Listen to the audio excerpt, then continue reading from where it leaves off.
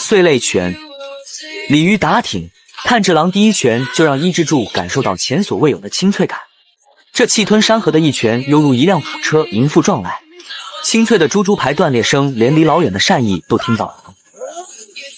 巴西战舞踢跃转体，巴西战舞也叫卡波耶拉，是一种将搏击与舞蹈融为一体的巴西传统武术，特点是动作华丽，节奏感强，对身体的弹跳力、柔韧性、耐力、灵活度要求极高，十分契合伊之助的急躁性格和如野兽般的身体素质。侧身闪避，伊之助的重击接连被炭治郎躲开，伊之助小脾气爆发，直接使用速度更快的组合技，前手直拳、上勾拳、阿尔马达旋踢。此旋踢虽然炫酷，但弊端也很明显，动作幅度过大，很容易被对手躲开的。甚至巴西战舞很容易就变成这就是街舞，因为前摇时间过长，一旦被对手看穿，无异于送猪头。秦万下拉，猪猪齐探头，伊之助充分发挥灵活优势，飞身剪刀腿，拉拽对方翻身上马，双脚搭扣夹住对方颈部，以其头部为支点旋转，利用身体惯性将对手甩出。划重点，要想此招帅，翻身的时候一定需要对手好好配合。秦万折臂摔，伊之助落下的过程中双手撑地，接摸地后旋踢。连续高位攻击都被炭治郎躲过后，引之助改变策略，主攻其下盘。伊之助借助鱼跃前滚翻的动能和撑地时手臂与地面的辅作用，让这一击滑铲速度更快，威力更猛，也更难躲开。即使这样，炭治郎依旧躲开了伊之助的滑铲，但也失去了平衡。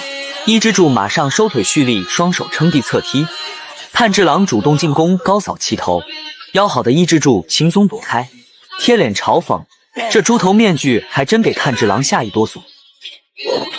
飞身十字固，飞身十字固，先抓紧对手衣襟和手臂后迅速起身，将自己左腿绕过对手颈部，右腿缠绕对手腹部，摆成经典十字固姿势，侧倒即可拽到敌人并将其制服。但如果力量和体重相差较大时候，不建议使用，因为气氛很容易变得怪怪的。双手防御，头锤。铁头娃的铁头功果然名不虚传，即使伊之助提前预判，依旧被锤一踉跄。伊之助鸡贼的转攻其下盘，谢谢，又称为剪刀脚，用双腿像钳子一样夹住对手。猪突猛进，双臂交叉防御。变线拳，转身边拳。